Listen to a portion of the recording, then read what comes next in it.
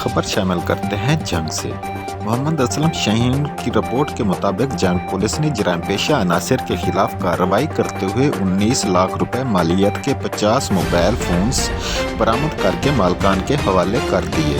تفصیلات کے مطابق موبائل چوری کی وارداتوں پر ڈی پی او جنگ محمد راشد ہدایت نے جرائم پیشہ عناصر کی گرفتاری اور موبائل فونز کی برآمدگی کے لیے آئی ٹی افسران پر مشتمل ٹیم تشکیل دی۔ آئی ٹی ٹیم نے تمام وسائل بروئے کار لاتے ہوئے ضلع بھر سے چوری ہونے والے 19 لاکھ روپے مالیت کے 50 موبائل فونز برآمد کر لیے۔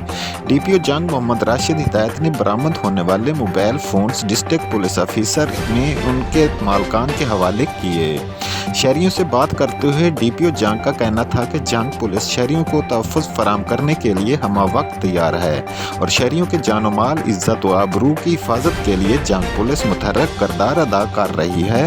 سماج دشمن عناصر کو قانون کی گرفت میں لانے کے لیے بلا تفریق کارروائیوں کا سلسلہ جاری رکھا جائے گا۔